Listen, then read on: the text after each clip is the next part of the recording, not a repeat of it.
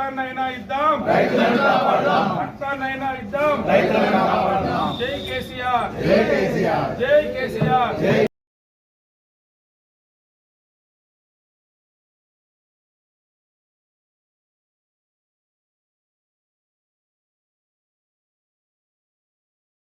దాన్ని 3 ఏళ్ల నుంచి రిపేర్ చేయకుండా మూలకు పెట్టేసి అక్కడున్నటువంటి ఇసుకనంతా దూడకపోయి కోట్లాది రూపాయలు కాంగ్రెస్ ప్రభుత్వం ముఖ్యమంత్రి సంపాదించుకుంటా ఉన్నారు.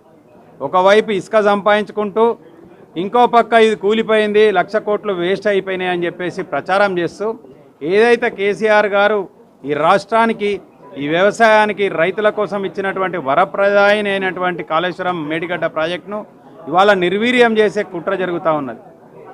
ఈ ఎన్డీఎస్ఏ పేరు మీద కేంద్ర రాష్ట్ర ప్రభుత్వాలు ఇద్దరి కుట్ర వల్ల ఇవాళ కాళేశ్వరం ఎండిపోతూ ఉన్నది, రైతుల బ్రతుకులు ఆగమైపోతూ ఉన్నాయి. కాబట్టి దీని మీద మాట్లాడుతూ ఉంటే ఇక్కడ ఉన్నటువంటి ఒక రాక్షస ముఖ్యమంత్రి, తెలంగాణ రాష్ట్ర ముఖ్యమంత్రి ఏం చెప్తాడంటే, ఒక పత్రికా సమావేశంలో పత్రికలు అడిగితే ఎట్లు ఇస్తారు నీళ్ళు అని అడుగుతూ ఉంటే, నీళ్ళు ఇచ్చేదేమున్నది, కేటీఆర్దో, హరీష్ రావుదో, బీఆర్ఎస్ పార్టీ నాయకులదో రక్తం కోసి రక్తాన్ని పొలాలలో వండిస్తే అవే వండుతాయి పొలాలు అని చెప్పేసి ఎద్దేవా చేస్తూ ఒక దుర్మార్గంగా, ఒక కసాయిగానికంటే అధ్వానంగా మాటలు మాట్లాడుతున్నటువంటి ముఖ్యమంత్రి చర్యలకు నిరసనగా ఇవాళ మేము బీఆర్ఎస్ పార్టీ పక్షాన, బీఆర్ఎస్ పార్టీ కార్యకర్తలు 70 లక్షలకు పైన మంది ఉంటారు.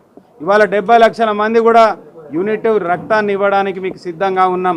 కానీ మా రైతుల ప్రాణాలు కాపాడండి, మా పొలాలు కాపాడండి, వాళ్ళ ఆస్తులు కాపాడండి, నీళ్ళు ఇవ్వండి, ఎల్లంపల్లికి నీళ్ళు ఇవ్వాలని చెప్పేసి మేము ఎంత రక్తమైనా ధారపోస్తాం కానీ రైతులను కాపాడాలని చెప్పి మేము డిమాండ్ తోటి ఇవాళ ఈ కార్యక్రమం, రక్తదాన కార్యక్రమం తీసుకున్నాం.